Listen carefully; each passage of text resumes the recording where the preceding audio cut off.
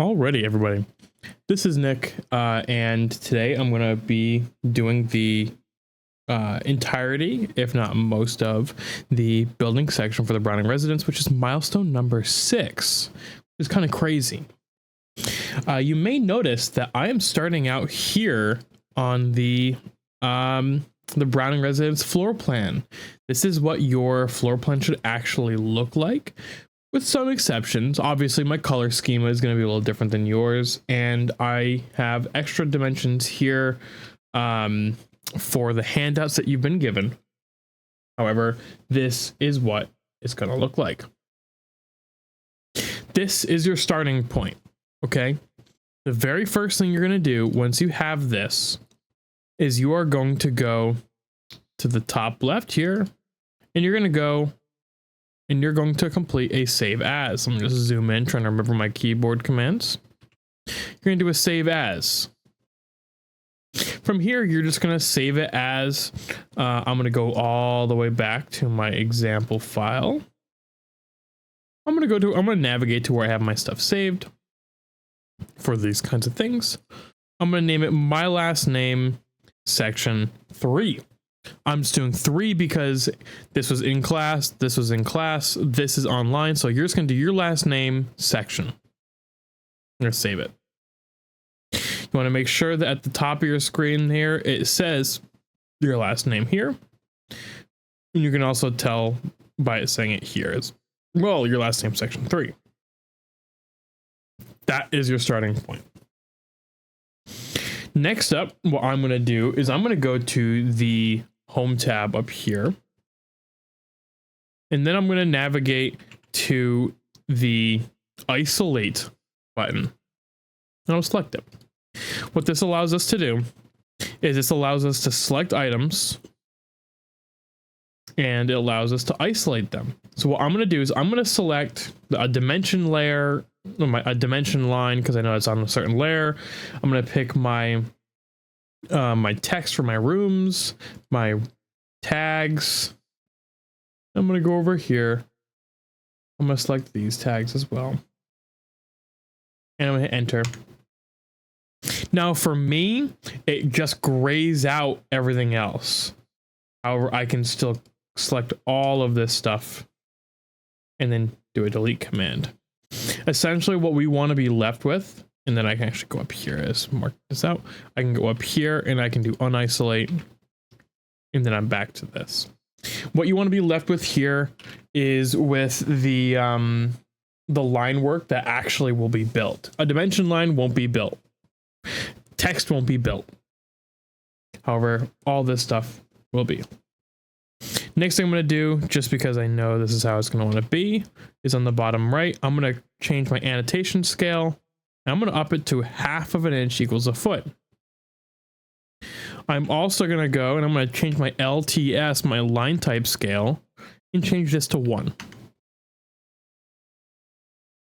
Main reason for this is I want to be able to see my dashed lines and such.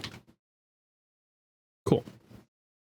One other resource you're going to need to open for this, besides the papers in front of you, which of course I'm realizing now I'm missing. What I'm going to do is I'm going to open up the Browning residence section, and then I can see all in here, all the different information I'm going to need.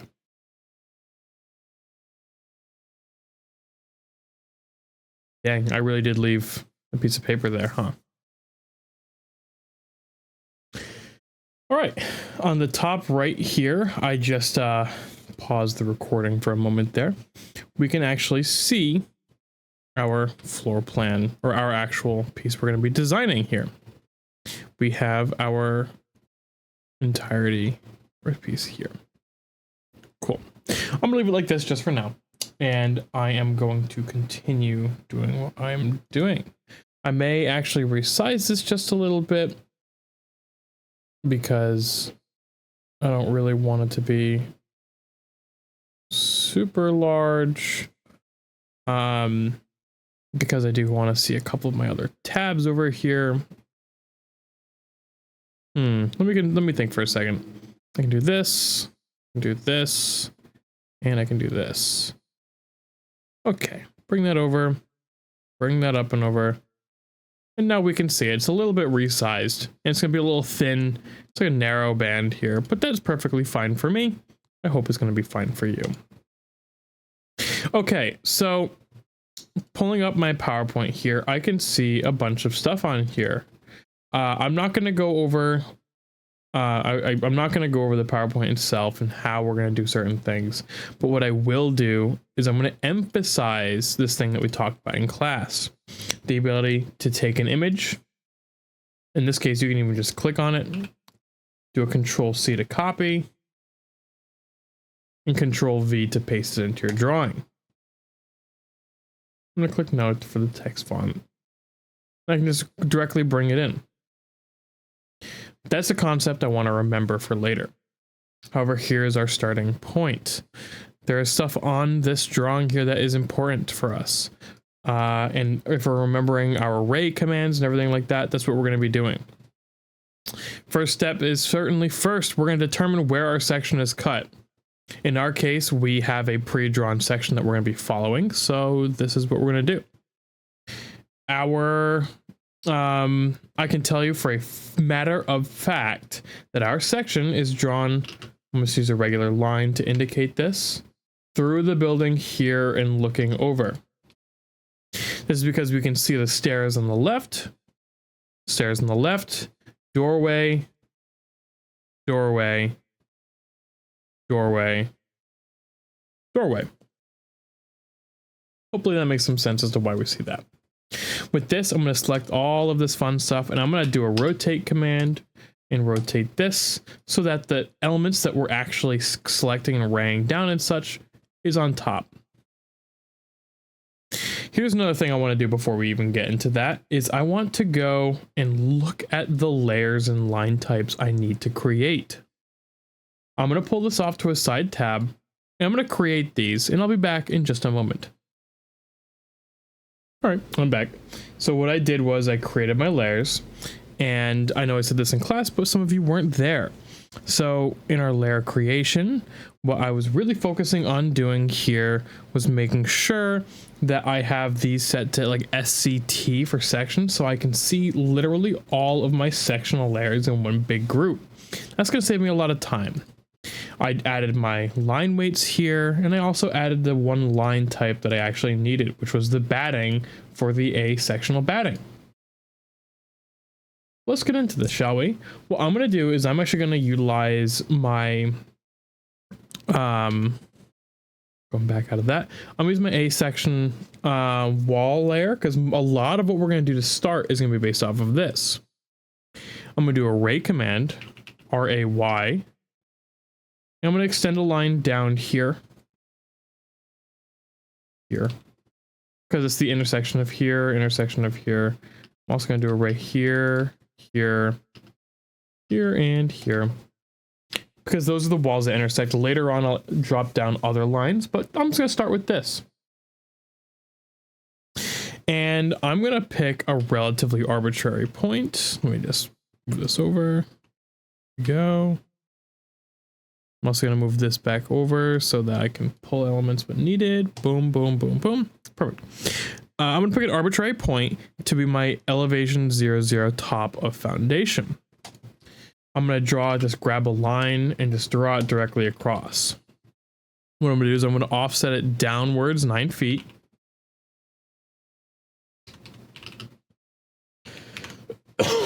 Excuse me. And I'm going to offset it up 1 foot 0 5/8.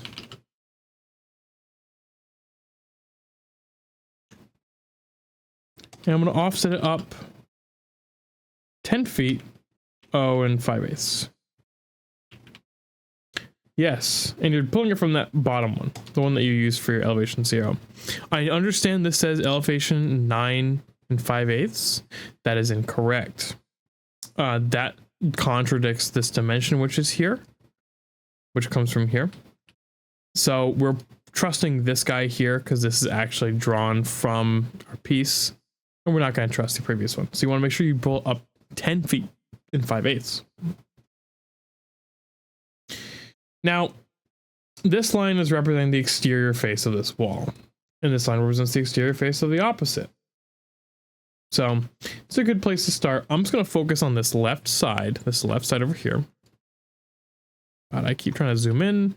Sometimes works, sometimes doesn't. I'm going to focus on all this first. Cool. So the first thing I'm going to do is I'm actually going to go into my PowerPoint. I'm going to go until I find this detail, this plumbing detail. So I'm going to click into it, copy it. I'm going to zoom in a bit. I'm going to paste it right here. So I want it to be right about here. It's a good spot. This line right here represents the exterior side of my foundation wall, which we've talked about previously. So what I'm going to do is I'm going to operate on that. What I'm going to do is and this line is representing the bottom of our footing, the bottom of our footing line. So what I'm going to do from here, I'm going to offset or pull an offset command. Let me just do a zoom in on this area here so you can see what's going on. Here we go. I don't know if I can pull that in a little bit better. That pulls to about there. That's a little big. I can move it over if I need to show things. Okay. So as of this drawing, I need to point out a few things. I can just do this. On the bottom here, again, this is representing the bottom of our footing. So I'm going to do an offset command and offset this up 1 foot. I'm going to take this exterior foundation wall. I'm going to offset that 10 inches. This is based off of our previous pieces to our puzzle. Next up here, I'm going to offset our foundation wall line 5 inches on either side. That is just what 1 foot 8 minus 1 foot equals 10 inches. Wait. Sorry, 1 foot 8 minus 10 inches rather equals 10 inches, and 10 inches halved is 5. So that's offset on 5 on either side here. I'm going to pull a fillet here and here. I'm going to trim out the inside, clean all that up, trim, trim, trim, trim. Now, right here on our drawing, we see this 2 by 4 keyway. And I'm going to operate on that. What I'm going to do is on our actual piece here, I'm going to drop a line 1.5 inches. And I'm going to offset this by 1.75 inches on either side. This will equal to 3.5. Because these are created by contractors typically laying a 2x4 into this gap. I can just check my dimensions here. Yeah, laying a 2x4 into that gap and using that to create this channel. Cool. Next thing we have is this rigid insulation on the exterior side. So I'm going to do an offset and do 2 inches, just like so. We have a 6-inch diameter drain pipe. So I'm just going to use a circle command. And again, 6-inch diameter, so a 3-inch radius. I'll take this, and again, all the stuff so far, this is all actually on the wall layer. I'm going to offset by 1/4 inch inside. I'll worry about this hatching later. I'm not going to do this just yet. I know from experience that where this actual floor sits. However, I'm not going to do that just yet because there's another way we're going to do it. So for now, this is what I kind of want this to look like. I'm going to move on. Move on to this middle section up here.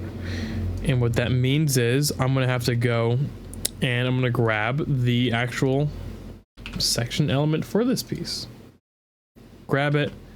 I'm going to zoom in a bit more. Control V. Paste it so I can zoom in and out. That's going to be a little bit more of a manageable size for when I'm representing this stuff. But I'm just going to get started right here. Maybe I can go a little bigger. There we go.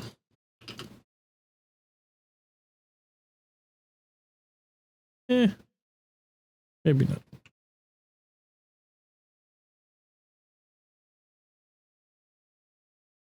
Yeah. Okay. So I'm still trying to get my bearings here. So from recalling, each of these lines means something. This line is our exterior bat insulate or exterior insulation, and these two are our actual foundation walls coming up here. If you say, give me 1 second, I'm going to change my my color for my crosshairs to be a little bit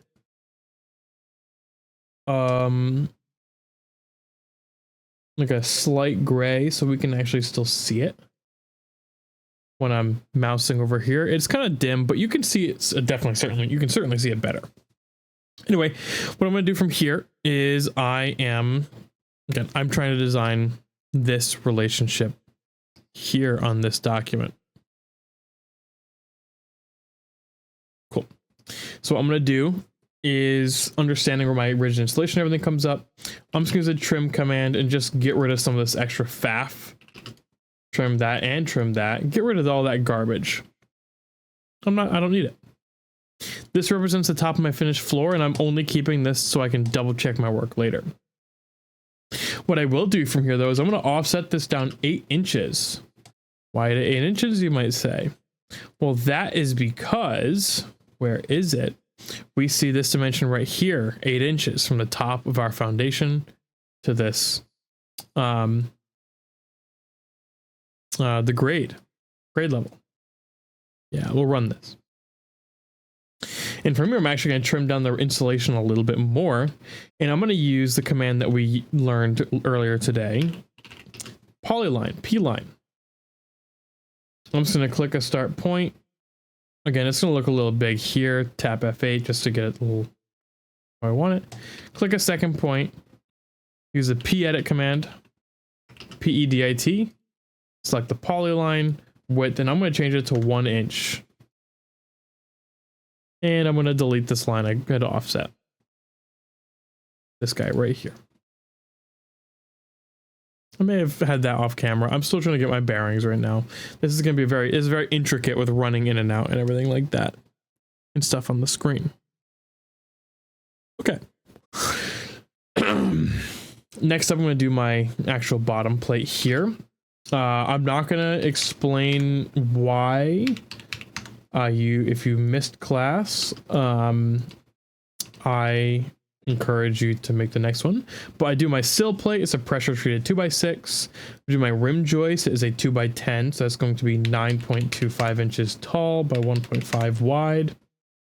And we represent these with an X going through them. I'm going to take a line that extends out here and here to represent my joist. This is platform framed, so I'm going to offset this line up 1/2 inch and fill it. This guy here. This is to represent the subfloor. Do my bottom plate, 1.5 inches for my actual exterior wall, 5.5 over, down, Chris, and cross. Now, what you may notice, you may be saying, well, this is not my finished floor height. Well, hold yourself there. What I'm going to do is I'm actually just going to draw this line up a little bit on either side. That is going to be the core. That's going to be the studs of this wall. But I just want to start with this. Start with a single base plate and work from there. Now with this guy, I'm actually going to offset the floor or the subfloor up 5/8 of an inch. That is called out on your handout. Trim it out here and here. That 5/8 of an inch is called out right here. It is hardwood flooring on 5/8 particle board underlayment. Something you'll come to understand is that hardwood flooring is 3/4 of an inch thick. I'm just going to offset that up, and it doesn't look like it's there, but if I was to delete this other line that was created, the big long one, we can see that this is in its proper place. However, there is something I want to do here. This does need to be its own color. I need to select this. I'm actually going to select both of these lines because these are part of the floor system specifically, and I'm going to change these to my A section floor layer. However, that's the only ones I need to do there. Next up, I want to create this J-bolt. Excuse me. So on this J-bolt, what I'm going to do is I'm going to grab a point at the center of this stud and pull down 12 inches. I'm going to offset this line by 0.25 by 1/4 of an inch either side, because this is a 1/2 inch round diameter anchor bolt as said right here. What I'll do from here is I'm going to do a LEN, or a lengthen command, and lengthen it 2 inches to the top. Doesn't have to be 2 inches, but it is just what I want to do here. Draw a line across the top. I am going to make sure on the bottom of my screen that I have my my snap for quadrant on. I'll make sure it's on. What I'll do from here is I'm going to draw a circle with a radius of I think 2.5 inches is what I'm saying. Yeah, 2.5 inches. I'll take this, move it from that quadrant to this quadrant, offset this in by 1/2 inch. This does not have to be exact. This is a part of estimating where dimensions are not given. You have the Bose logo, and then you have no logo. You trim it out. Not fully done yet. What you would do here is you're gonna trim out this kind of extra in here. Offset this line up by, about 1/2 inch works just fine. Offset this by 1/4 of an inch to the left and to the right. Fill it, fill it, fill it, trim, trim, bang, bang. Again, that doesn't have to be accurate or fully accurate. What I'll do here is I'm just going to be a little anal about this. I'm going to trim both of these, draw this line, move it in a little bit, and then mirror it across. And there we have our bolt. That looks good. Looks great, even. Excuse me. And from here, what we're going to do is I'm actually going to put this exterior sheathing on. Our exterior sheathing is called out as 1/2 inch exterior grade plywood sheathing, and then we have this clapboard siding on top of it. I'm just going to start it here. My exterior sheathing, I'm actually going to remove this line. Don't need it there anymore. I'm going to trim it and then remove it from over there and trim it here. Make sure there's no kind of anomalies. Yeah, cool. Yeah, cool. Works out. What I'm going to do is I'm going to grab a line. I'm going to bring this out 1/2 inch. And I'm going to extend it up here. That looks pretty good. And just to start our siding or our sheathing, what we're going to do here, excuse me again, I'm actually going to go to my A siding layer. I know you didn't see it, but I just I'm now on my A siding layer.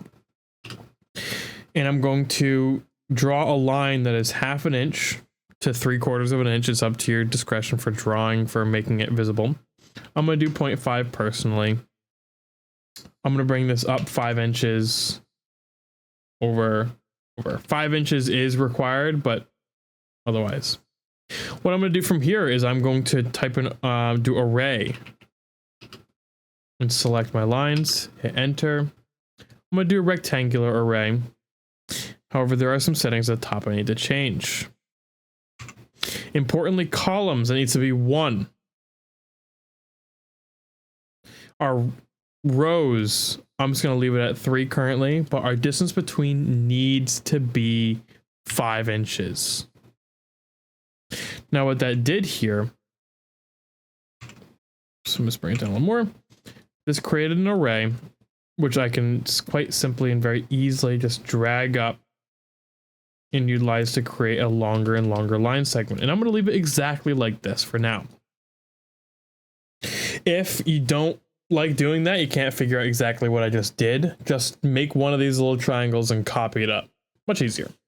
But this is also a very, very, very good way of doing this. So, looking pretty good so far. This interaction is looking pretty good. I actually want to add one more thing. I forgot to add the gypsum wallboard on the exterior as well as the baseboard. So let's do that now, shall we? Oops, there we go.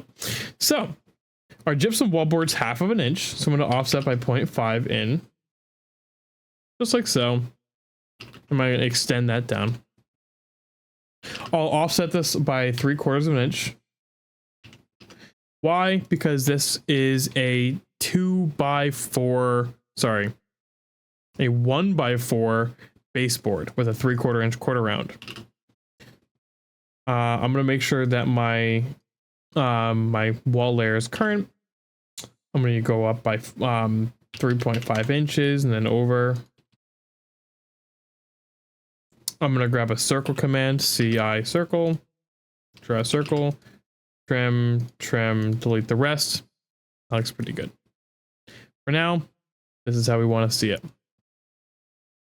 Next up, I'm going to grab my bat layer, my bat SCT batting layer. I'm gonna draw a line that goes up. I'll extend this up more later, but for now, this is all I want to show. What I'm going to do here is I'm going to click on it and I'm going to right click and I'm going to go to properties. And you're going to get this properties kind of palette. Now what you're going to do here is you're going to bring this down, keep zooming it in and bring it down until it fits within here pretty snugly. And in my experience, I think 0.28 works really well. So maybe use 0.28. Let's close that for now. That looks good. That looks how I want to see it. All right. Next up, I'm going to grab this detail at the top. I am going to just click into it, copy it. I'm going to go up here. Whoa.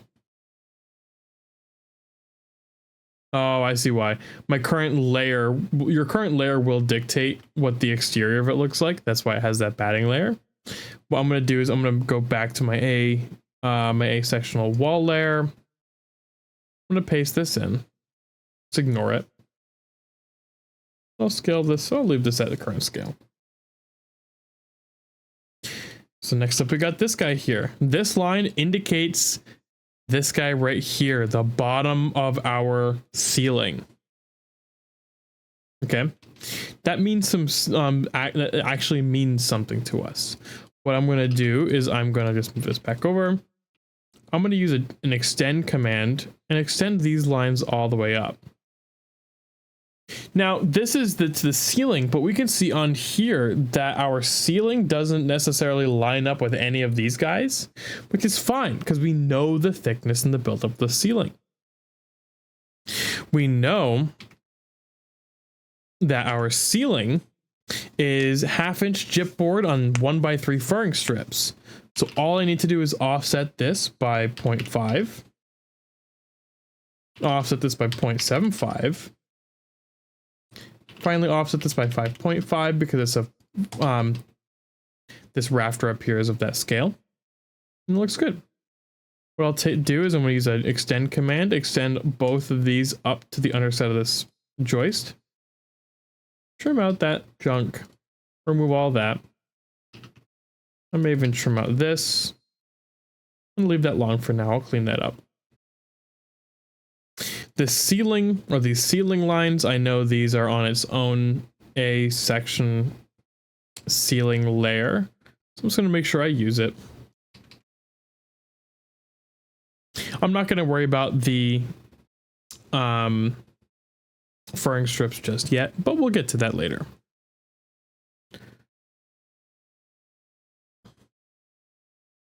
Cool.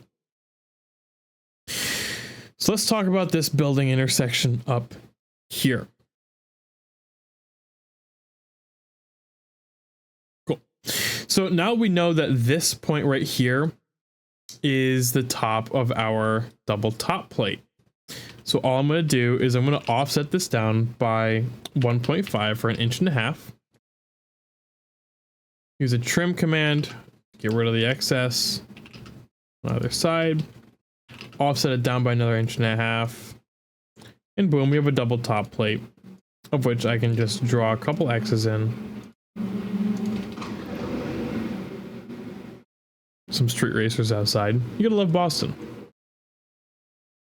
Wow. I hope you could hear that and I didn't just stop for nothing. Anyways, I know that from this drawing right here, the underside of my rafter just kisses this corner of my double top plate. So I'll use that as my guide. I'm going to draw up by 5 inches and then to the right by 12 inches. That is based on... Ooh, it brought me way at the bottom here. That's based on this up here. This 5/12. Now from this, I'm just going to draw a line, connect these 2 points up, delete, delete. Do a lengthen command of 10 feet, just to make it nice and long. This way I have something to work off of. Offset this by 5.5 inches or 5.5 inches. I'm also going to trim this guy here. Boom, and erase the remainder. For my sake, I'm going to move this up a bit. And I'm going to delete this guy. So we can see what we're doing a little bit. Oops. Just so we can see what we're doing a little bit better. Next up, I'm going to do this soffit detail with this fascia. So I know this is out to the end of the rafter, or the rafter cut is 1 foot away from the face of the exterior sheathing. And then we have a 1x8 treated fascia board on top applied. I'm going to take an offset of 1 foot from this exterior, and I'm just going to fill it that over. I'm then going to draw a line 0.75 or 3/4 of an inch by 7.5, bring it over, and then fill it this piece in. That is my 1x8 treated fascia. I'm also going to now offset by 5/8. Again, 1x8 treated fascia. Now I'm going to offset by 5/8 for my 5/8 exterior grid plywood sheathing. Boom. I'm also just going to bring this line up a little bit more. Fill out these two. It's good to me. I can double check how these lines get actually drawn in the example. Very similar to that. Cool. Cool. All right. Next, I kind of want to. Next, I'm going to talk about or deal with the actual soffit itself, which is this element right here. Do not fret. It is very easy. What you're going to be doing is you're just going to draw a line that goes across here.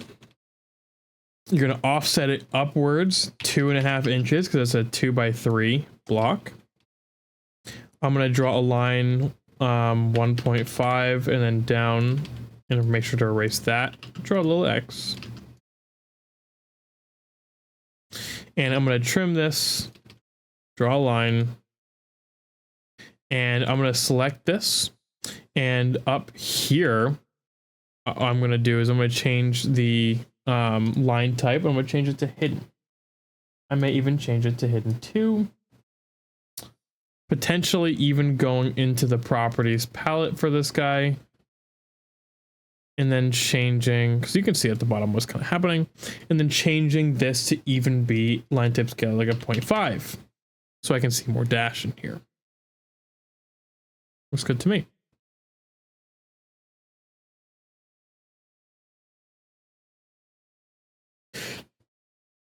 I'm then going to take this, I'm going to offset this down by 0.75 inches. That's just a number that I'm thinking of. I kind of like for that.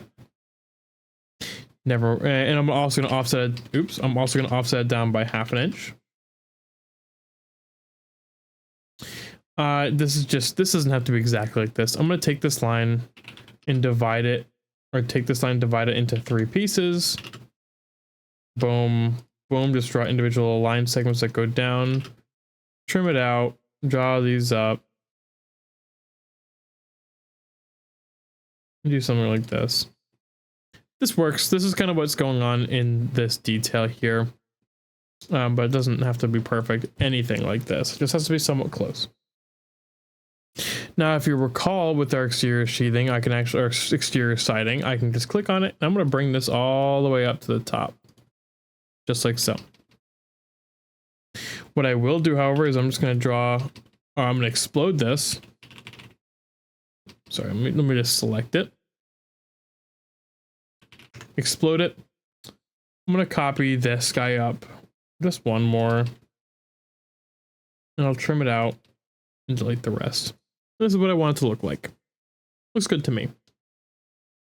What I'm also going to do is I'm going to take my bat installation and extend up a little bit more. Not all the way up, but more. And that's looking good. Cool. Next up, I'm going to go back to the bottom. And I'm going to talk about some more stuff down here. So on our sheet here, I'm trying to navigate to it quickly. I'm failing. I can see that 7 feet 8.5 inches from the bottom of our joist to the top of our finished floor. 7 foot 8.5. So what that means is I'm just going to take this line from my joist, offset this 7 feet 8.5 inches. I'm going to take this and trim this excess, offset this down 4 inches because it's a 4-inch concrete. It looks pretty good. I'll take this, offset this by 0.5 or half an inch. Boom. Trim. This to represent that.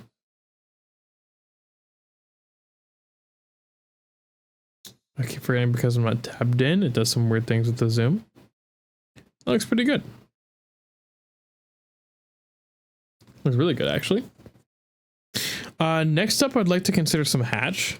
What I'm going to do, and kind of like how I like to do it sometimes. Actually, I'm going to forget about hatch for a minute. I'm sorry. I just said I was going to do hatch, and I just said I'm going to forgo it. I'm actually going to delete this line here. So now we see this guy. Pretty good. I can look around this quickly and just be like, is there anything jumping off the page at me that I need to do? I don't believe there is. Obviously there's hatch, but that's just about it. So what in that case, what I'm going to do is I'm actually going to select all of this stuff on this side, deselecting my images personally and deselecting this line and these guys. And I'm just going to do a very generic mirror command just across.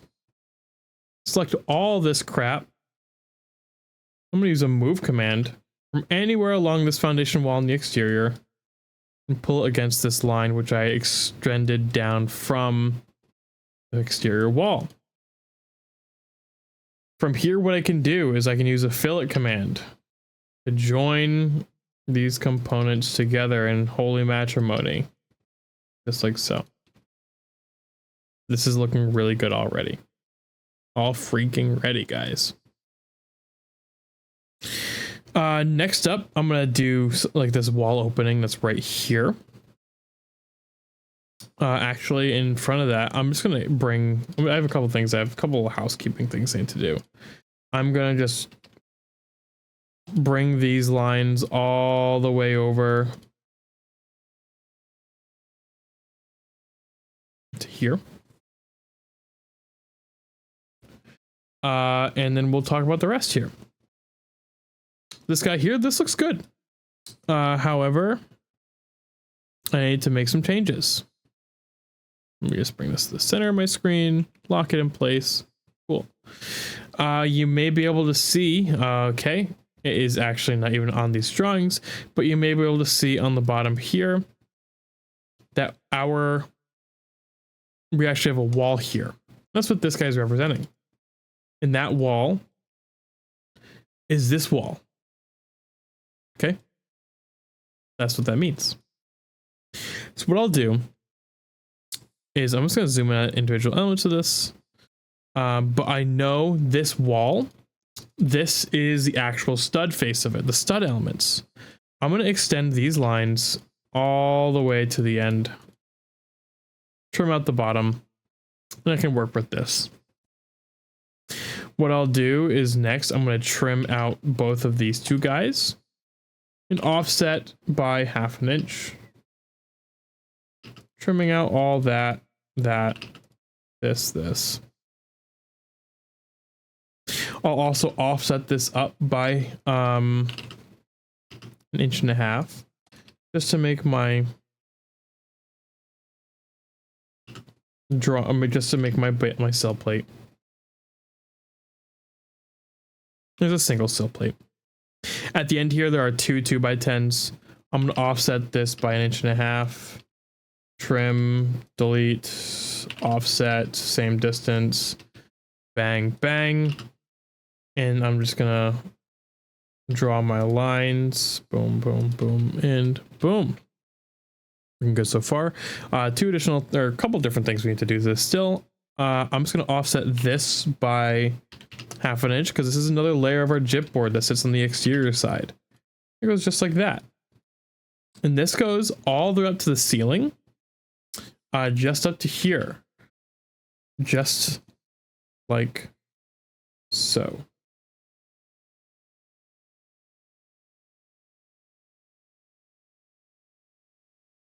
This is how we want it to look. There is one more thing we need to do up here. We need to add I believe a double top plate. I'm going to offset this down 1.5 inches. Oops. Offset this down by 1.5 inches. Bang. Trim, trim, delete, delete. Offset down by 1.5 inches. And draw some funkalicious lines. Like so. Looks good so far. Next up, I want to tackle this other wall that we have on the interior. However, I just want to point out that this line down here will continue across,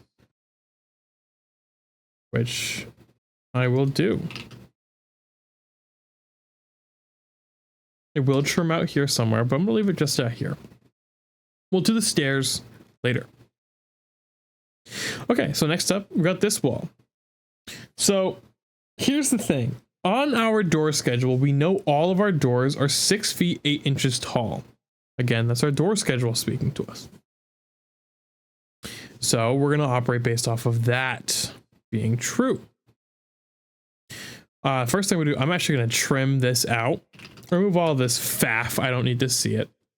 I may even start from the, I won't start from the top. What I'll actually do is I'm going to take this line work, do a copy command, and just bring it right over, like way past here.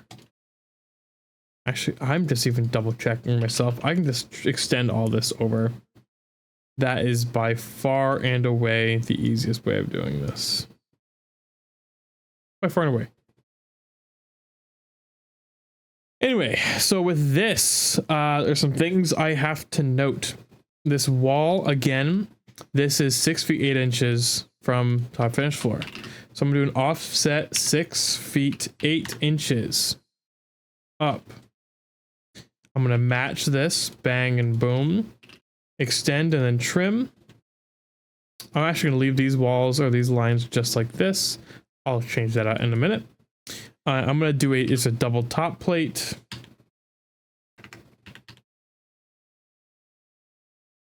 Bang, bang. And these are all 2x4s. These are on the interior side of the home. Just like so. Now from here, I'm actually going to draw out by 0.5 of an inch and then up. This is representing our gypsum wallboard.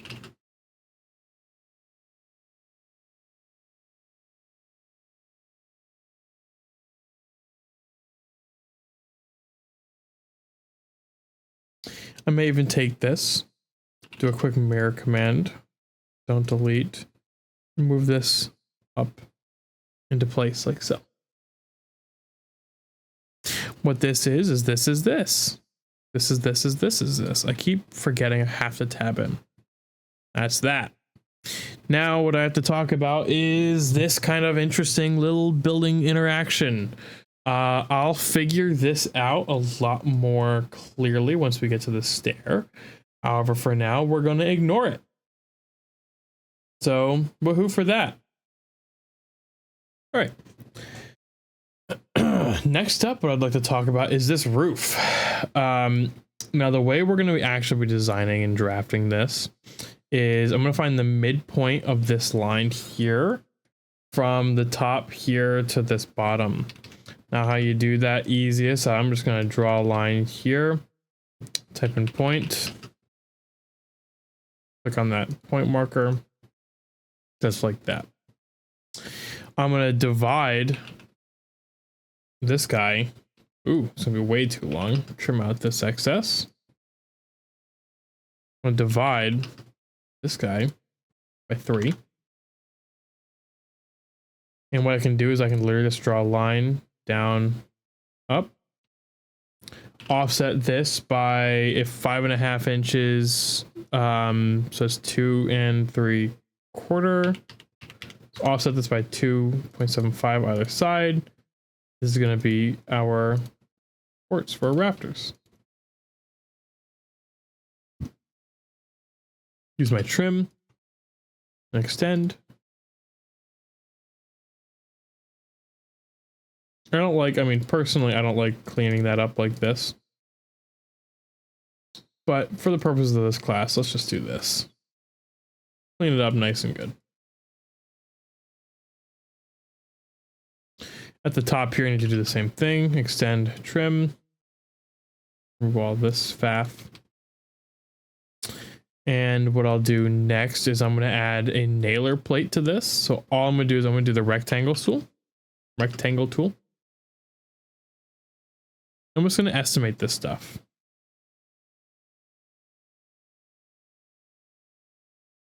Literally just eyeballing this crap. I'm just going to draw another one here and then rotate this. Quite literally. Like so.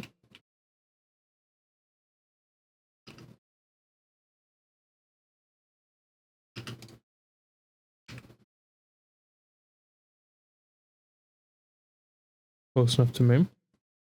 I'll save myself on that one for now. I'm going to select all this stuff I just drew.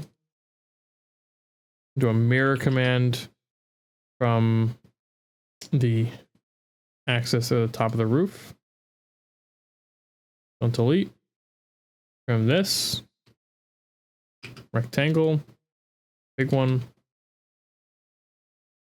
Trim here, here, here. A little bit of trimming to do. Bang, bang, bang. And it looks good. Cool. We have our roof essentially done. Not completely done, but this is essentially done. Been really good. We'll have to put sheathing or our actual shingles and stuff on it, but it's looking pretty good. I'm just going to clean up this over here, and this will actually be it for this video. This is going to end up, this is just part 1 of actually drawing this guy. Hopefully tomorrow I will have the next components posted. Okay. So at the end of this video, as you currently have it stood, what you should have completed, you should have absolutely created your layers. You'll have your roof structure created. You'll have this wall and this wall placed. The 2 interior walls actually placed.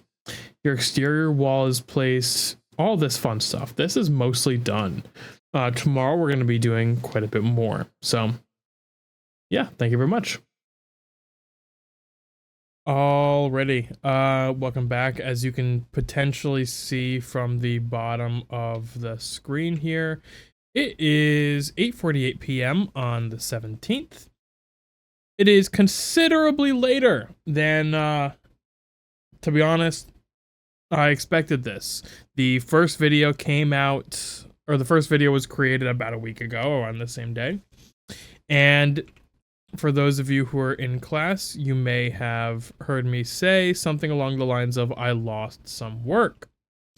However, in the second period class, I caught up.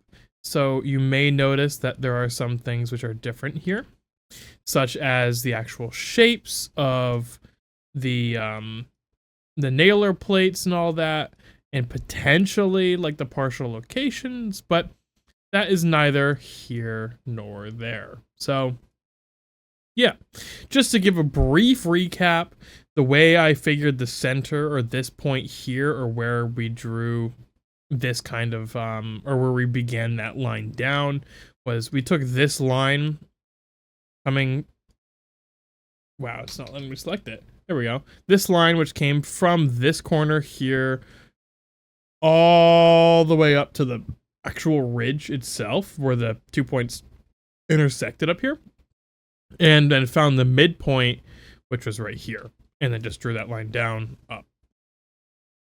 And then this line that went all the way across, from all the way to the left over here in this corner, all the way to the right over there. We just divided it by 3 and got there. So the first thing I'm going to do is I'm going to correct a mistake that I had made. The mistake that I had made, I know, surprising, right? The mistake that I had made was this. I originally drew these 2 lines down, extensions like so, when in fact, these are supposed to go down themselves. Let me pull up the, what's it called? Let me pull up the document and put it back on the top right so I can show you. All right, so alternatively to bringing that piece up to the top right, what I'm actually going to do is I'm going to reference my main drawing file. Now, there is one major difference between the actual drawing file and like this guy here and what you have. What you have has the dimensions here on a separate sheet. The dimensions here and all the text is scaled properly. It does some funny things. Same thing with this stair here. All this text here is on a separate sheet. You're not going to have to necessarily create that. However, let's get into and let's continue doing what we were doing. So, excuse me. So, let's continue on with where we left off. So, what was I asking? What was my question? Oh yeah, so here we go. So we can see that this actually continues down because this is an opening in the wall, and this is this section here. This is representing our door jamb, and our door jamb goes from the actual face of your Gypboard to your face of your Gypboard. So we want to replicate that on our own drawing, which I'm going to do. Let me just make sure that I'm zoomed in. Oops. Don't want to be flying around too much. Want to make anybody sick. So what I'm going to do is I'm going to grab a line tool or grab a line. I'm actually not even going to do that. I'm actually just going to extend these. Just click it, and I'm just going to even just drag it down using the grips attached to it. That's going to be plenty okay for me. What I'll also do, just for my own sake, I'm going to erase this bottom line. And I am going to just take this guy and just bring it over to do the same exact job. So I have one continuous line going across the entire thing. From here, I'm going to trim out the bottom there. And I'm going to erase or get rid of that stuff there. Scroll up. And then trim out these 2 parts. Brief reminder, this should be 3.5 inches wide. Which it is on the interior side, and then by the same measure, this should be 4.5, which it is. We're good. Okay, so what is next from here? So we could talk about all this fun stuff, but what I actually want to do is our beam, which goes down the middle of our building. Now, if I was to open up, I'm gonna just go back out. If I'm gonna open a drawing, and I'm going to open up my foundation plan drawing. You could either open your foundation plan drawing itself, or you could just check the notes that you have.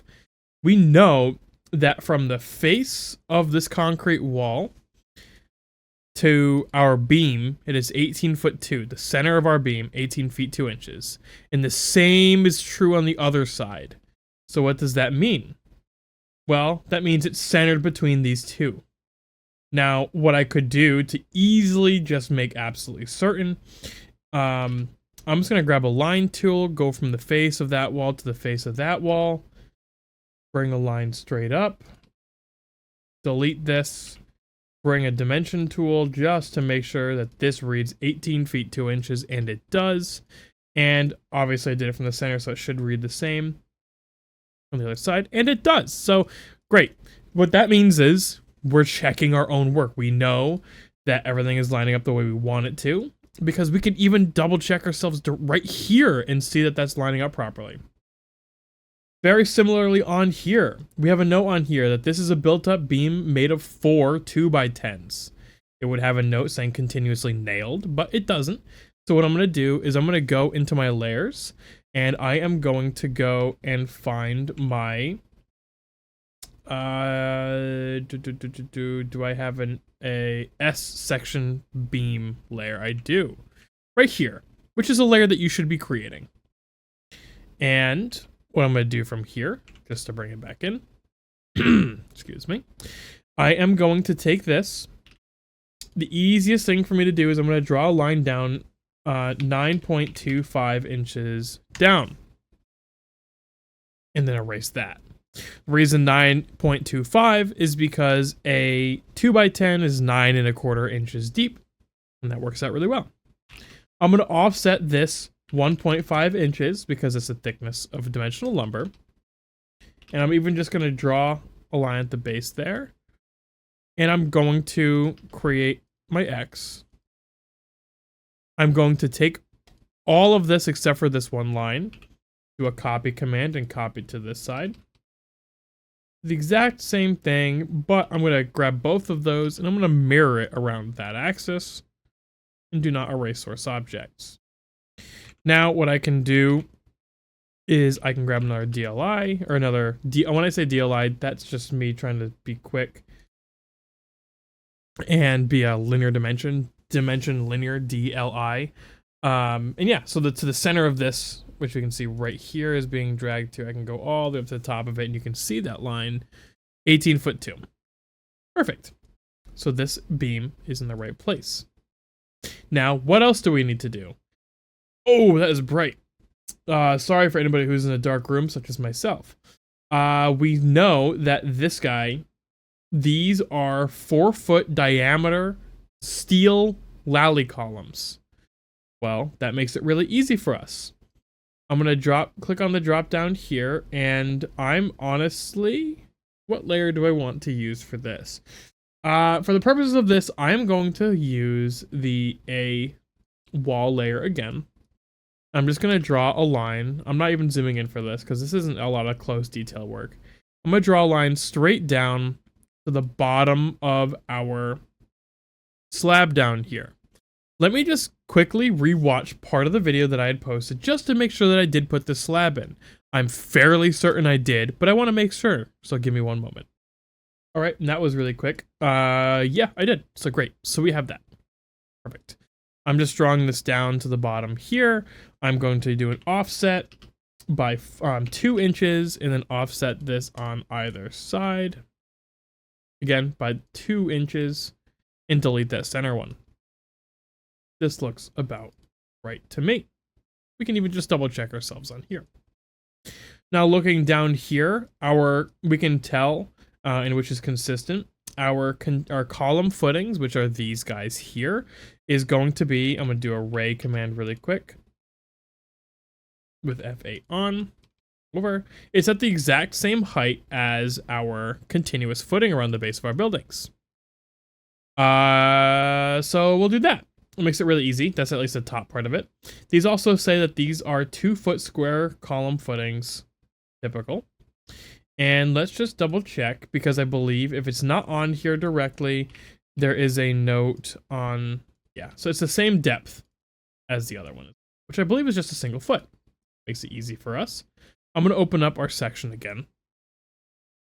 And I know the distance between this line and this line is 1 inch, but just to make sure, it is 1 inch. It is 1 inch. What I'm going to do is I'm actually going to zoom in here. Oops. God, I keep forgetting it doesn't relock it every time. What I'm going to do is I am going to do a lengthen delta command, L-E-N, enter, D-E, enter, and then do 1 inch. And then lengthen both of those by 1 inch. I'm going to draw a line that goes across and then down from there 12 inches. And offset this by 12 inches on either side. Grab a line tool and then make this a full box. And I'm going to erase that stuff right. So we're good. I'm going to use a trim command and then get rid of that. I'm going to open up my foundation plan. Look out here. That looks good. Open up my section. And we do have a note on our PowerPoint about this. However, it is not directly called out. Exactly the scaling you need to use is talked about how it is a base plate. I can just double check for you here, and this is not really something that's going to be super visible. I'm going to use 8 inches for mine. So what I'll do is it's 8 inches by ½ inch. Whoa, that was bright. So I'm just going to use the same wall line. I'm going to offset this up by ½ inch. Remember, you can use decimals. I'm going to offset this by 6 inches on the other side. No, that's not how math works. By... Nope. 3... Why can I not do math? 1, 2, 3, 4, 5, 6, 7, 8, 9. What is wrong with me today? I don't know. It's a ½ inch somewhere here, right? No. What am I smoking? So I'm just going to offset this by 2 inches on either side. Bing, bang, boom. Use a fillet command, bam, and bam. And just trim out that. That's all you need to do. On the actual PowerPoint, it shows like a weird, or not weird, it shows like a weld that does something strange like this. You can certainly draw this if you want. Remember, this is not going to get seen with how small that is in the terms of the bigger picture. I'm leaving it in, but trust me, you're not going to see that. All right, that's cool. So we're looking really good here. Next thing I would like to do is the stair. And here's where we can have a little bit of fun with it. So we know our stair as according to our previous drawings. And we can also just check on this guy. It is a... Oh, it's so bright. I am so sorry. It is 15 risers up. And yeah. So here's how we do our stair. What I am going to do is I'm going to grab array. This is just me personally. I'd like to grab array and then just go way to the left from the top of the finished floor here and do the same thing on the top of our basement floor. And I'm going to make my stairs here. I know because I designed it. My stair depth, or my tread depth is 10 inches. So I'm going to operate off of that.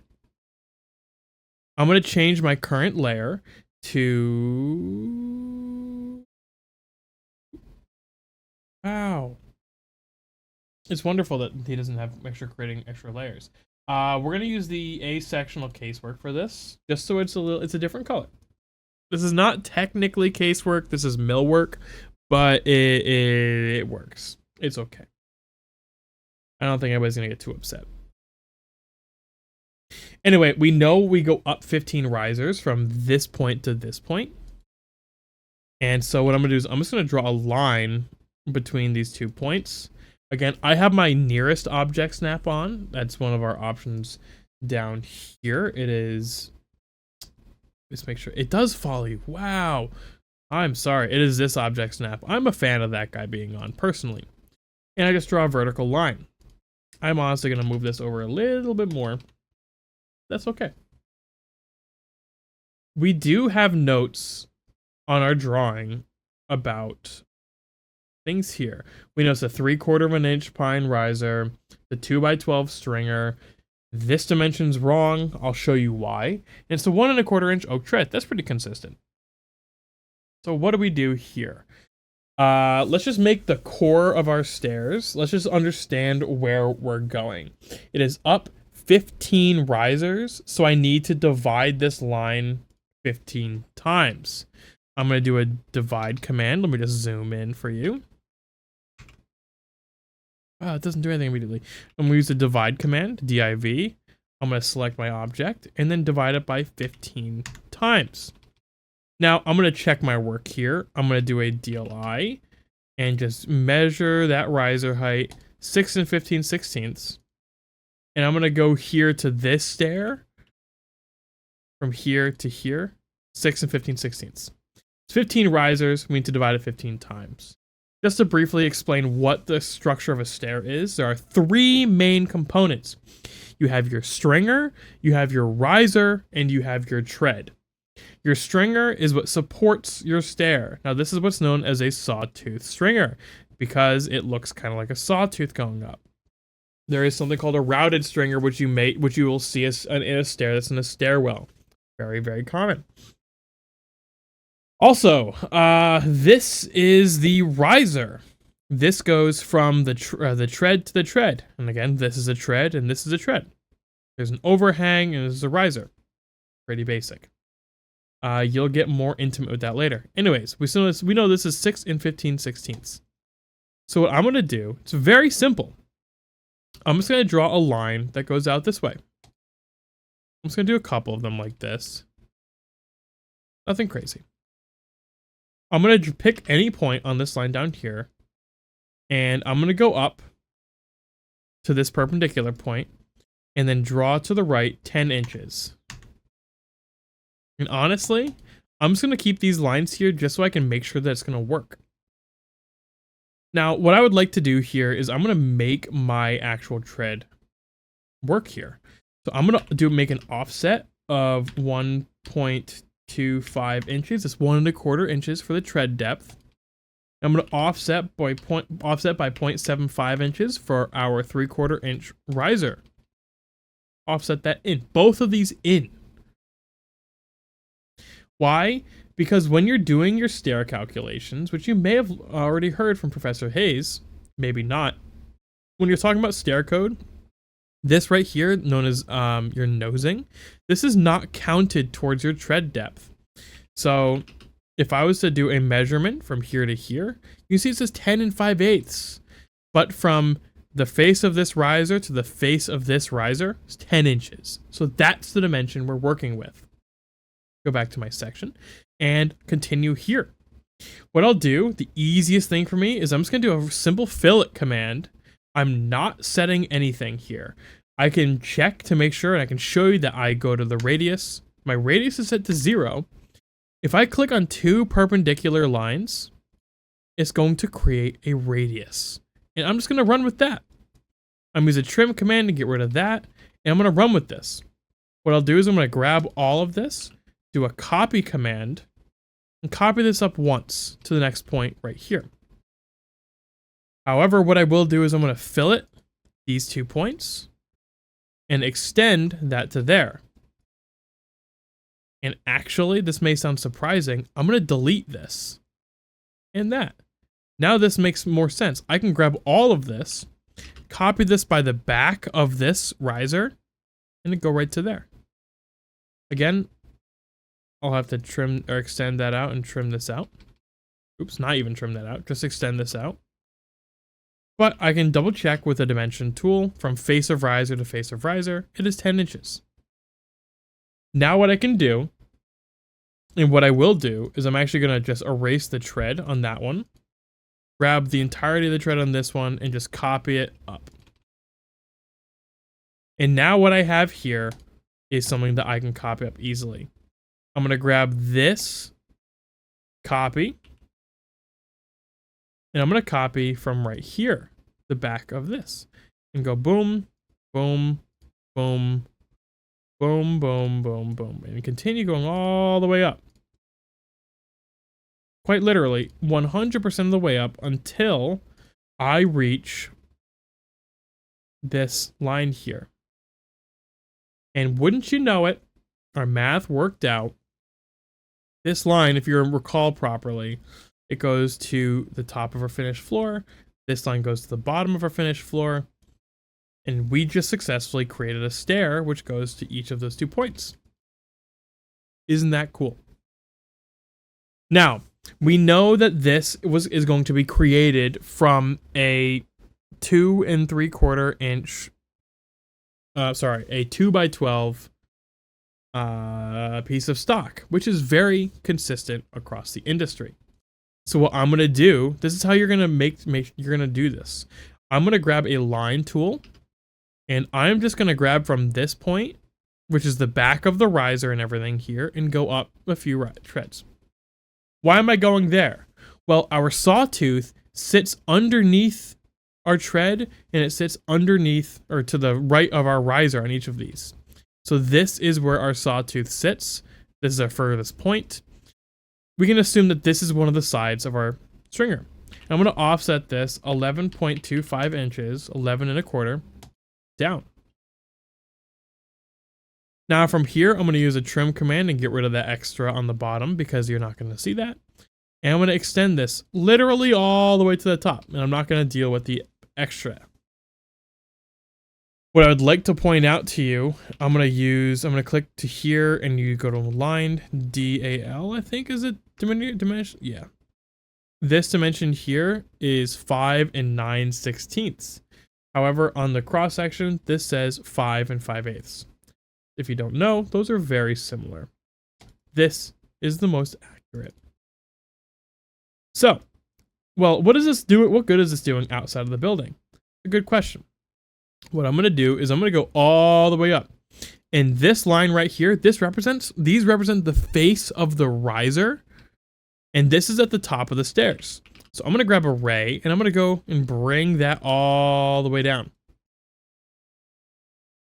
So what that essentially means for me is I'm going to take my stair that I just drew, do a move command, grab it from the face of our last riser, and go all the way in and paste it, or rather place it directly on the face of that ray. Now you may see this does some funky things. So first thing I'm going to do is I'm going to use a trim command and get rid of this guy right here. And this here. And this here. I'm also going to get rid of this. And erase that. Some funky stuff with this. I'm going to deal with that later. However, what I will do is I'm going to use another trim. Get rid of that. This. Basically bring it up to the top of the tread. I'm going to bring this line in. Bring this line in. I'll go over that in a minute. So I got something here. And the stair is successfully been placed. I'm going to look at the cross section. Looks pretty good. You may see that his drawing does something funky here, and I will be replicating it. However, just know that that is sometimes used, sometimes not. So in this case, what we do here is I'm going to use my extend, bring this line all the way up, trim that out, trim that, bing, bang, boom, Bob's your uncle. I'm going to do another extend and then bring all these lines over to the top of that right there. Wonderful. Next up, I'm actually going to do a match properties command, or sorry. What I'm going to do is I'm going to set my wall layer as current, or A section wall. And from right here, I'm going to grab a line and draw it up from this intersection right here. Right there. I'm now going to offset by 1.5 inches. Boom, boom. Draw my cross hatching. And what this is doing is this is actually supporting the stair. Double check our work. That looks very accurate to what we have. And that's what it is. So that's great. So just to recap where we are currently, we have this doorway, we have this wall, we have the stair placed in, or this wall, the stair placed in, and we're looking really good so far. What I want to do now, because I'm just remembering that I'm forgetting now, is I want to do the actual shingles on our roof. That is quite important. What I'm gonna do is I'm just gonna set my A sectional shingles layer to current. And as we can see on our handout, oh, bright, on our handout, that it is a not shown. Okay. Well, okay. Here's what we do now. I'm actually going to erase this because I don't need this anymore. We have a 10-inch reveal on our shingles. How do we go about accomplishing that, especially with them being drawn with like a flat face, which is fine. What I'm going to do is I'm going to draw a line straight up from the end by, I'm just going to go operate off of a 1/2 of an inch. Next thing I'm going to do is I'm going to grab the bottom point of this line and I'm going to create myself a guide. Tap F8. And to make sure I have a node or a snap on, I'm going to draw up 10 inches, enter. And it didn't get aligned properly. That is just wonderful. I love it when this program loves me. Okay, here's the alternative.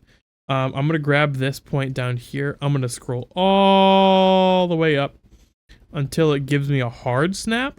And what that means is you see the line physically get snapped to it. And I'm just going to do my 10 inches here. As we can see, we have something like this. What I'll do from here is I'm going to grab a line, draw that, erase that, boom. From here, I'm going to do a simple copy command and just copy it up. Just like so. Once I have a few, I'm going to select them. Just like so. And I'm going to copy this all the way up to the ridge of our roof. The ridge being the very top.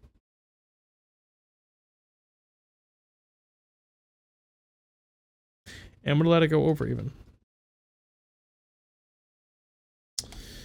Now, the eagle-eyed of you may have noticed that there is, on top of the drawing, something that looks kind of fishy. It is this line right here. However, on Professor Champagne's drawing, he has drawn all this drawn slightly different, but that's totally fine. We're doing this our own way. What I'll also do is I'm going to use a match properties command, and I'm just going to match this top line to that. That feels a little bit more accurate to me. I'm even going to just match that at this end, and the same thing the other end. That feels fine. Anyway, I'm not going to be very anal about that. But what I'm going to do from here is I'm going to do an offset command. And I'm going to offset it by, I'm just going to say a full inch. Boom, boom. Do a fillet just to bring these 2 points closer together. This doesn't have to be perfect, but I'm going to draw a line straight through this. I'm going to copy this using F8. I'm just going to do 8 inches on either side. So I copied this to the left by 8 inches. I'm just going to copy it to the right by 8 inches. And here's what I'm going to do. I'm going to zoom out and then zoom in mechanically. What I'm going to do from here, I'm going to use an extend command to bring this line down to meet this guy here. And a trim command to break that off and then break that off. Pretty basic stuff. Extend, trim, trim, and then just erase that little pilot line you had before. And from here, what you're going to want to do is you're going to select each of these elements. And what's going to make it easier for you is the use of your isolate button. With that selected, it will isolate the current layer. What I'll even do is I'm just going to erase everything on the right side in this layer. And just grab everything in the left side in this layer. And perform a mirror command, just like so. When you're done, you can go to the top here and then unisolate, just like so. Okay, so with that out of the way, because I, truth be told, totally forgot about doing that earlier. What I'd like to do next is the furring strips. in the ceiling. I did show one class one way of doing this. I'm going to do this a little bit differently in the way that it would actually most likely get built. So what I'm going to do is I'm just going to simply set my wall layer, I believe. Let me just see what layer that he used for his. I believe he used his ceiling layer. Yes. So what we're going to do is we're going to set our ceiling layer to current. So we're making sure that we're drawing based on our ceiling layer. What I'm going to do is I'm going to just on the furthest left point here, I'm just going to draw 2.5 inches over and down and just create a cross. Just like so. Take this, do a copy command and copy it.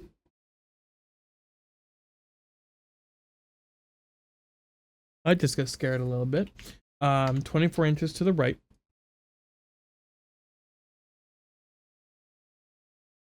And finally, I'm just going to grab this and do a copy command and then bring it to the other end like so. And delete this little extra line piece. So why did we do what we did here? For this room in particular, what you would likely do is you would actually center this piece, which as long as the distance like this is believable and would be able to be built, totally fine. Okay, the heat's getting turned on in my building. So if I was to do a dimension from the center to the center, that's 24 inches or 2 feet. And that's what we want to see as our maximum. I'm going to do the exact same thing on our next side. I'm going to take this. I'm actually just simply going to mirror this to the other side. Grab this. And I'm just going to copy it. I'm not even zooming in on for you guys. I'm going to copy it by 2 or 24 inches or 2 feet.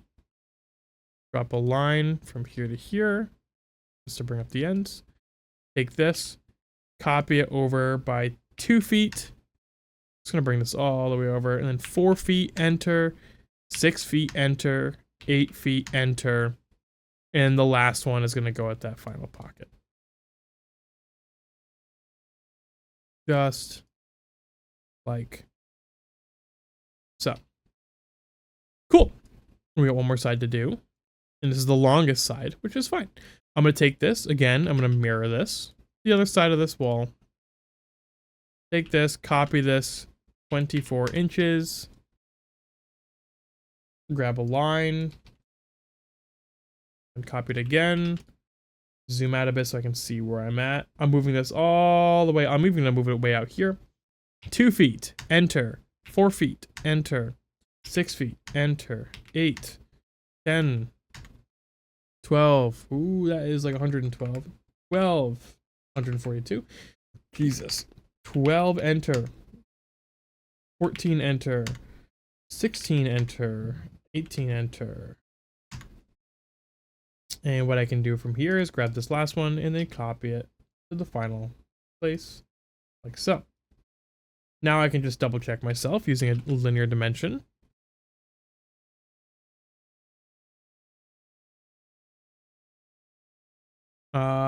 Sometimes I like to test to see if I can figure out what the quick continue button is for certain, or buttons are, or keystrokes are for certain commands that I'm finding that I'm using more and more. I'm using a dimension and a continue just to make absolutely certain that the center points of each of these are 2 feet apart, and then the last one is a little different, and that's totally fine. This is how this would probably get built. Sorry about that. It is 9:25 p.m. and I am working for you. I need a beverage. Okay. It is a Coke Zero cherry. It is not beer. Please do not report me. It is not beer. I actually hate beer. I'm more of a cider guy. Anyway, what I'm going to do from here is let me just look around to see what's next. I am feeling that our kitchen is next, as well as our doorways. Well, isn't that just exciting? So what I'm going to actually do here, we only have a couple components left. We have our kitchen and we have our hatches. And after that, we are good to go. and we are good to turn this in. I'm going to do our doorways first. I'm just going to go up here. This is one of my doorways. I'm just going to draw a ray down from here. I don't care what layer this is currently on. Ray it down. And I'll deal with the kitchen in a minute. Come down here, and the height should be consistent with this guy. So honestly, what I may do is just draw a ray over from there. And I got some layouts for where my doors should be. And I can just cross-reference it based on the sheet that I have. This is what it should look like. Isn't that just wonderful? So, what I'm going to do here is I am going to just grab my line tool, but first, actually, I'm going to set my a sectional wall layer to be current. Okay, here's the thing, guys. For the purposes of this class, we are creating these extra layers, a section wall, a this, a that. In real life, you're just going to use your a wall layer for this, because there's no point of creating additional layers for it. But it is useful to show more detail for this specific drawing, so we're just going to do it. Anyway, I have my a section wall layer on. I'm just going to draw a line that goes from here, up, over, down. And do the exact same here. Boom, bing, bang, and bop. Erase this, erase this, erase this. Cool. Next up, I'm going to grab my line tool again, and I'm just going to draw an X in here. I will be changing the layer of this afterwards, but that's okay. What this X is doing here, this is noting an opening. I click and just select both of those, and I'm just going to go into my layer dropdown, and I am going to purposefully select which one do I want to do? I like my ceiling layer. I like the color, and plus the layer line weights and everything like that, it should still, yeah, it's going to be 0.005 for like all of these. So in the end, it'll plot out the same. In reality, you would use a different layer called like a opening or whatever, and we're good there. Actually, what I want to do before I draw the kitchen, and to clean this up a little bit, I'm just going to erase this stuff that we used to create the stairs. I'm going to clean up after yourselves. And quick reminder, now would be a wonderful time to save your project. Save it a few times if you must. Don't be like me. Save your projects. Cool. Let's get started on the kitchen, shall we? So I don't have the kitchen handout in front of me, so I'm going to be going back and forth between here and our actual drawing here. But I know what I should be doing. Sorry that it keeps getting super bright sometimes. Just keep that in mind that will be happening. What I'm going to do is, in my kitchen itself, I'm going to grab a ray command, and I'm just going to go from the end here, where the left side of the range, the right side of the range, and the other end of our actual, like this kitchen island section here, this part of the kitchen. And we have these lines. Isn't that just wonderful? I gotta be careful not to trim these or anything. What I'm gonna do next is I'm gonna go into my design center. I'm gonna do DC enter. And I have my design center open. And what I'm gonna do, I'm gonna make sure I'm going all the way home. We all the way home. And I'm gonna go to ENUS, design center, kitchens at DWG, blocks, and I'm going to make sure I'm grabbing my range oven 30-inch front. I'm also going to, I'm just going to grab that for now. I'm not sure if I need any other ones just yet. I'm going to need to double check some stuff. I'm actually just going to click and drag this in. It's a little bit off. I'm going to close the design center for now. I'm actually going to dock this to the right side of my screen just so I have access to it. But anyway, what I'm just finding out now that I can use Control Tab to switch between drawings. That's pretty cool. What I'm going to do from here, I'm actually going to close my foundation plan because I don't need that up. No, don't save it. I'm going to grab my range. I'm going to move it from where it is to where it should be, which is right here. I'm going to select it, go to my layers, and make sure I'm using my A. Okay, of course, there isn't. Oh, there is. Great. A section appliances, that is a layer that you should have created. What I'm going to do is I'm going to reference my sheet. I'm going to look at this guy here. And this was drawn, which is fine. Yeah, all this information is here. What I'm actually going to do, I'm actually not going to do it. Never mind. What I'll do is I'm going to get to drawing. I'll just double check some stuff. Blah, blah, blah, blah, blah, blah, blah. That is not my phone number, and that is for a class. Apologize for that little interruption. So, this range, an interesting thing about it doesn't have any back. This height right here is at the height of your countertops. Your countertops should be 3 feet above your finished floor, and that is a consistency across all disciplines. 3 feet. I can check this dimension from here. Boom, boom, 3 feet. So I'm gonna set my A section casework layer current, and I'm gonna draw a line over and down to the floor, over, down to the floor. And honestly, I'm just gonna erase those 3, and I'm gonna be able to work off of this. What I will do, I'm just reviewing some stuff here. So we have a 4-inch little panel or a kick at the bottom, and it's a 1.5 inches all the way around this, with a 1.5 inch countertop. First thing, I'm just gonna make my countertop offset 1.5. Offset this down and down.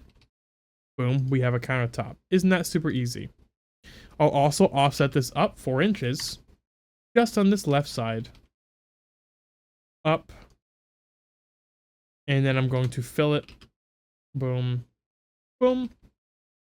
And although that is not exactly what this one looks like, this could be a little bit more accurate, but for the sake of accuracy to the drawing, let's just follow that. So again, that's 4 inches. This is 1.5 inches. Next up, we need to do a 4-inch on the bottom. I'm going to offset 4 inches. Boom. I'm actually going to match this layer. I'm actually not going to do it. I'm going to use this as a guide and just draw a line in the layer it's supposed to be across the bottom. And then erase the guideline. From here, I'm going to offset 1.5 inches on this side, this side, this side. And of course, I didn't draw a line here. So I'm just going to draw a line and then move this 1.5. I'll do the exact same thing on this side here, which is quite interesting. I'm going to offset this up by 1.5 inches. Boom, bang, bing. Draw a line, down, move, oof, move, 1.5, enter. So I'm going to talk a little bit more detail about this cabinet itself. So let's continue on with this one's design. I'm going to trim this out. Boom, boom, boom, bang, bing, cut, cut, cut, and cut. So this cabinet, I believe, what I'm actually going to do is I'm going to open this up on a separate page just so I can double check my stuff. Does this look right? Does this look right? Yes, that looks fine. Cool. So down the center of this, we have a opening. I'm just going to draw a line from the center point of this line down to the midpoint of that line. Great. What I'm also going to do is I'm going to draw a line from here to here, here, here, here. And I'll get back to these lines in a moment. I'm just going to do the same thing on this side.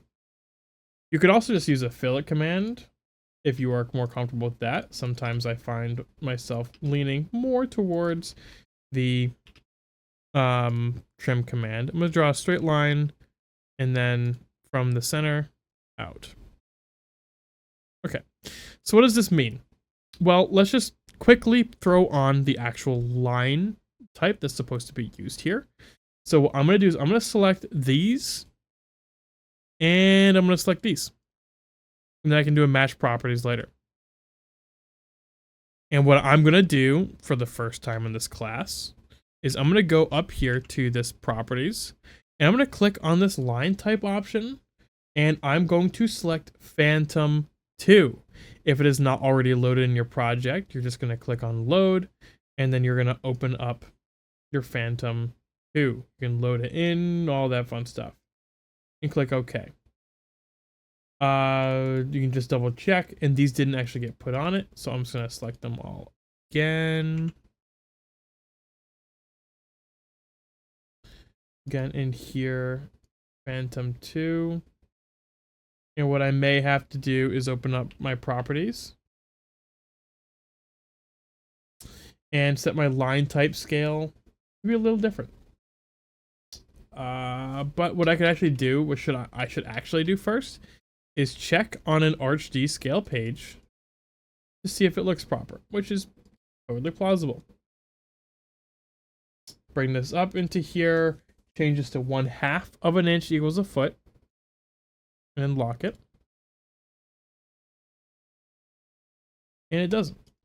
So I'm going to do my LTS, my line type scale, and I'm going to set this, or keep this at, I'm actually going to change it to 24. And you can see that it actually changes this to be accurate. Okay,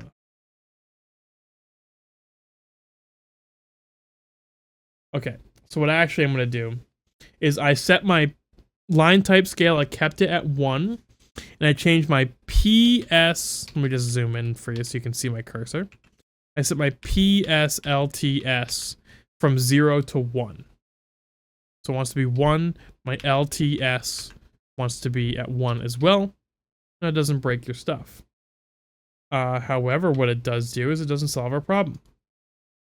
I'm going to select each of these lines again. I'm actually just going to select these ones for now. I'm going to open my properties palette. In my properties, I just go into PR. I'm going to change my line type scale. What I'm going to do is I'm going to move it over a little bit more so we can see it all on the page that we're working on. I'm going to change the line type scale. Let's set it to 2. Let's set it to 10. 50, way too big. Let's start at 0.5. Yeah, 0.5 starts doing it. And I may even do 0.25. Nah, I like 0.5 a little better. Cool. And I'm going to close the properties. I'm actually going to do a match properties, MA, enter, and click on this guy, and then hover over each of these. Looks good to me. Actually, you know what? I just realized this is not supposed to be a phantom line type. It's supposed to be a centered line type. Oh boy. So what I'm going to do is I'm just going to click on one of them, go into my line type manager, click on load, because of course I don't have a center in here. I'm just going to find center times 2. Okay. Okay. Click on one of these and then change this to center 2. And what I will actually do here is go back to my properties palette and I will change this to 0.25 because that feels a little bit better here. Use a match properties. Boom, boom, boom. Cool. So what this indicates is this is the door swing. This is showing which way your actual cabinet doors will open. This is showing that the point is essentially pointing towards where your hinges are. This is where your hinges are, therefore the door opens from like a handle on this side and swings out to here. Hopefully that makes sense. Next up, we have our above the counter. Excuse me. We have our above the counter or above cabinets, overhead cabinets. Pretty easy. So what I'm going to do is I'm going to start with an offset of 1 foot 6 inches. Again, this is based on the handout you've been received. Offset both of these up. I'm going to draw a line up 2 foot 6. And honestly, I'm just going to take this and do a Control C, Control V, Control V, Control V, and just draw a line straight across the top. You may be wondering, what is the depth of this countertop here, or this piece here? Meaning, what is the height of this like strange half cabinet here? Well, it is half of the height here. Make it really simple. Just draw a line across, and then you're good. You use your offset tool by 1 foot. Sorry, not 1 foot. 1.5 inches. Again, typical to the lower. And I am going to just offset on all sides each of these 3. Not even this side, actually. Just boom, boom. Top, bottom. I'm not offsetting this one over. I'm going to undo all that just so I can talk through it. I'm going to offset this down, left, up. I was right, I'm sorry. And then this guy to the left. I'm not going to offset to the right here. I'm going to offset this one up, however, and then this guy to the right. Up, left. Like I said before, am personally a fan of the trim command, and especially in this situation, it will be quite useful because you are going to just be trimming out some strange little pieces that if you tried to fill it, it's going to remove more line work than you wanted it to. Cool. Next up, I'm just going to grab a line, go straight down the center. I'm going to do it for all 3 of these. Grab a line from the top. Bang, bang, boom, boom. Do it for all 3 of these.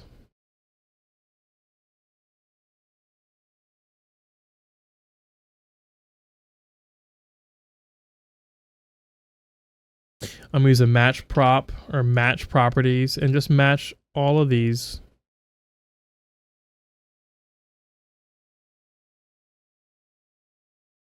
And I believe that is a completed kitchen. Isn't that just cool? Well, we have a couple things left. Not much, but we do have a few. Sorry, just taking a sip from my Coke. We have a couple things we need to do for our submission.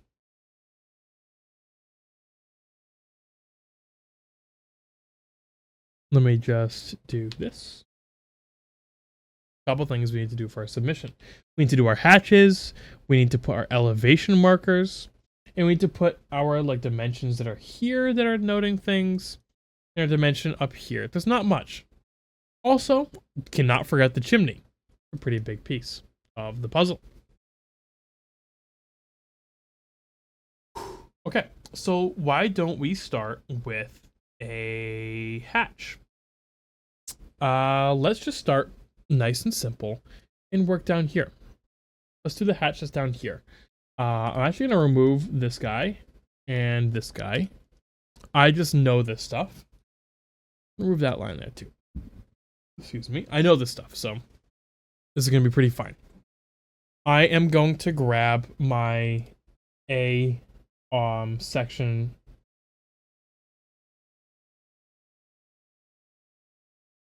Wow.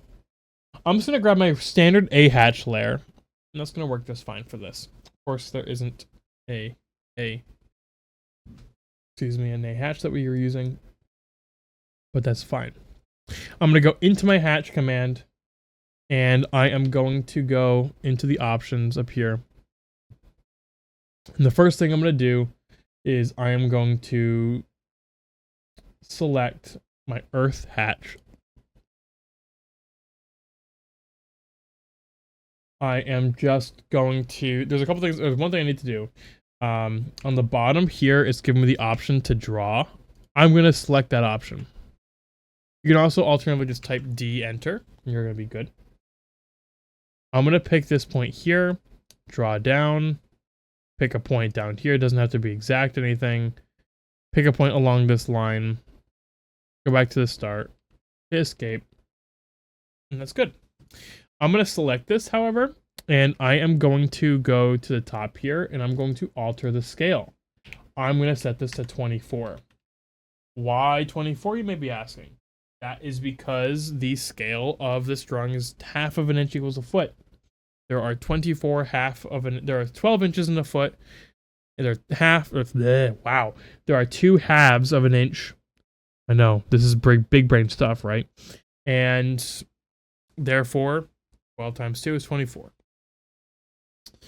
We got this guy here. The next thing we're going to want to do is we are going to utilize a sand hatch around this guy here. So I'm just going to use the same hatch command, and I'm just going to draw to the left by 1 foot, down by a foot, close it up, and I'm just going to click on it. Oops. Give me 1 second, guys. I'm just going to click on it, and I'm actually just realizing a critical error here in my ways. I have to do something differently here. So what I'm actually going to do is I'm going to grab a rectangle tool and just do a 12 by 12 rectangle. Grab my hatch command again and make sure I'm going to press K, enter to specify internal point this time. And I'm just going to click in there. I'm going to select this border that I drew, delete it. And I'm going to select my actual hatch piece here. And I'm going to go up to the top left. And I'm going to look for the AR sand layer, which is right here.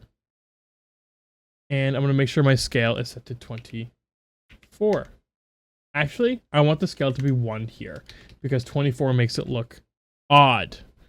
Yeah, it's looking good so far, and continuing on. What I may even do is I may change the scale down a little bit because the further down the scale, the denser it looks. I'm going to do it to 0.5. Again, it needs to be representative. Doesn't need to be perfect. No, not necessarily, but it needs to be representative. Okay, moving on next is we have a 4-inch gravel base underneath our guy here. So what I'm going to do is I'm going to offset this line down by 4 inches just to give myself a guide. And I'm going to grab a new hatch. Again, I'm actually going to do D, enter, because I want to draw this one. Go to point.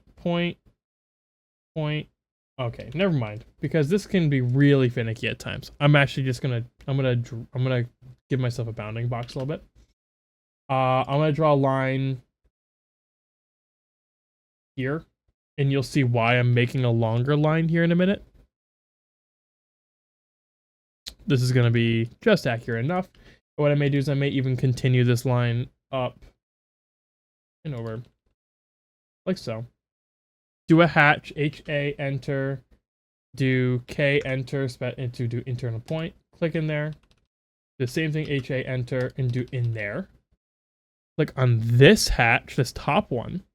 And this needs to be on the top left. This needs to be, I'm looking for the gravel one, which it is in here somewhere. You just kind of have to look for them sometimes. Gravel. I kind of want my scale to be a little bit higher because it is quite small. I'm going to do 2.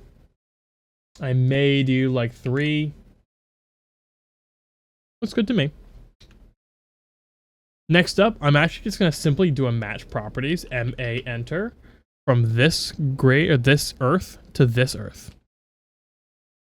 And I'm going to delete the lines that I drew to give myself a boundary. Actually, I do not want to do that just yet. I'm going to delete most of the lines I used to give myself a boundary, except for this guy. Why? Because next, we have the concrete. So we have several concrete hatches in here. I'm just going to click on multiple of these. Boom. And boom. I may just draw a line across here and do HA. Boom. Boom. Just grab. Just not sure. Do HA. HA. Enter. Boom. I'm not even going to ask you to put hatch in here for the installation. No, you know what? I will. Sorry, I am asking for that, so I can't say I'm not. I'm going to select this guy here, this hatch. I'm going to go to the top, and we've used this before. I'm going to select AR concrete. And a scale of 1 looks pretty good. I'm going to keep it. I'm going to use the match properties, MA, enter. Select this guy, like this. We can see our hatch is applied in there. Now I can delete this. And this. What I'm going to do from here is I'm going to select this line here, or this hatch here, and I'm going to look for its specific hatch. Not angle. It's not ANSI 37, but it could be. If it's not going to work properly, I'll just say we're using ANSI 37 for this. Okay. We are going to be utilizing the ANSI 31 hatch with a scale of 24. Let's do 12. That looks better. That's pretty accurate. Next up, I'm just going to put a hatch in here. Do a match properties from this guy here to here. And honestly, that's all the hatching I really want to do for now. There is one more section, which I'll show you in a second. But this is all the hatching you're going to need to do for this project. Yes, there is a hatch up here. No, I'm not concerned about it. We get the point across with just this. Anyways, continuing on, I want to do my chimney. So what I'm going to do is I'm going to go up top here. This is why having a chimney location nailed is absolutely important. I'm going to ray this down.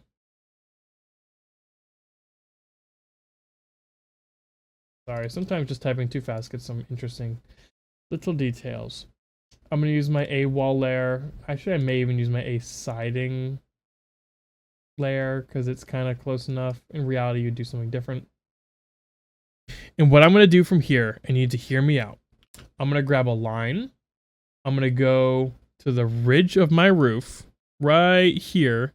Not to this point, but to this point. And draw over. Match up, trim out this extra, make sure no extra line segments get put in there. I'm actually going to take this line and then move it up 2 feet. Why? Because residential building code says that the top of your chimney needs to be at minimum 2 feet above the ridge of your house.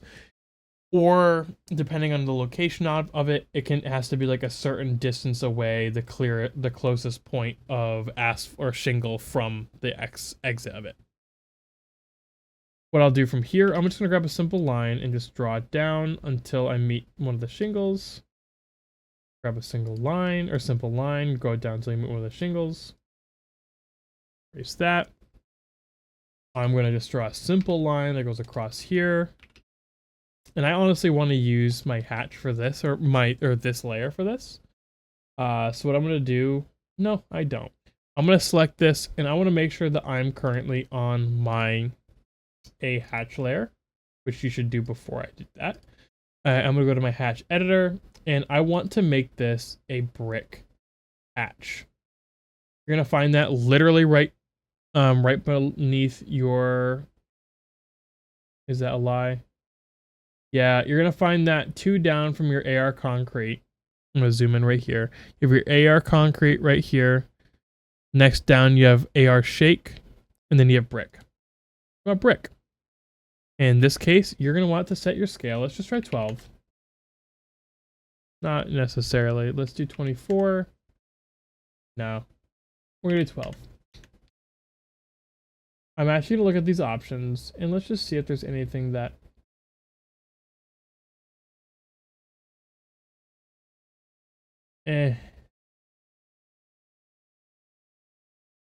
That brick doesn't look super accurate, but we will use it. Certainly gets the job done, which is the whole purpose. Representative, right? And then I can just delete this line. And wouldn't you know, we're looking really good. About 30 minutes ago would have been a wonderful time to save. Make sure you save it again. And there's only a couple things left. What I'm going to do is I'm going to go to my dimensions. A sectional dimensions. Again, I have my dimension or my layer or my page set to 1/2 inch equals a foot. So that means I can do a couple things. What I'm going to do is I'm just going to do a DLI, a dimension linear. Here to here. Boom. 7 foot 8.5. That's how it's supposed to be. And I'm just going to go from here, the top of this floor, to the bottom of this ceiling. Like so. And I'm actually going to click this point down here so it's aligned. 9 feet. Oh, isn't that just exactly what we wanted to say? We also know that our roof pitch is 5/12. So I'm going to grab a line and go with FA on, up 5 inches, over 12 inches. What I may even do is go up 10 inches and over 24 inches. Oh, big brain here. Just manually scaling it. Move it off a little bit. Go to our annotate tab and grab a single line text. Set this to 1/8 of an inch high. Double enter. And then 5. Enter. 12. Enter. Enter. And just move this in place like so. And move this in place like so. That's looking great. We only have, wouldn't you know it, we have one thing left to create for this. Oh my god, 2 things. First things first, we need to draw one of our lines for our insulation up there. What I'm going to do is I'm just going to draw a line. Doesn't have to be perfect. You can just assume a certain length. I'm going to do a match properties to match these two. And what I'll do is I'm going to go to my properties. And I'm just going to fiddle with the line type scale until I get something that looks a little bit closer to what I want it to look like. In this case, I may just do 0.8 and then just move this up so that it's not intersecting. And that's fine by me. It just needs to be representative.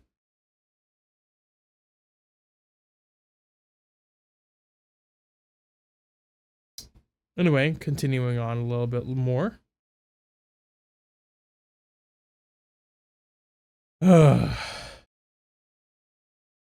Just got scared a little bit because undeafened in a call that I'm in.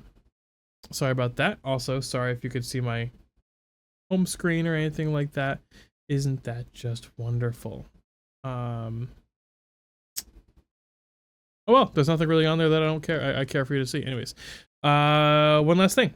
So we need to create our elevation markers. So we have 4 in total. We have from the top of, or from our finished ceiling, the bottom of our ceiling. We have to the actual, our finished floor. We have to our top of our foundation, and we have to the bottom of our footing. What I'm going to elect to do is I'm going to start at the top of our foundation because that is our elevation 0, 0. I'm just going to be on my my section dimensions layer and draw a line out. I'm going to draw out quite a bit and then bring this end in a bit as well. And I'll adjust this later. What I'm going to do from here is I'm going to go to my annotate tab and grab a single line text. I'm going to zoom in now. This here looks good. And I'm just going to click a point, do 1/8 of an inch tall. This needs to be at rotation 0. This is at elevation. EL dot space. Okay. I don't want to use this text style.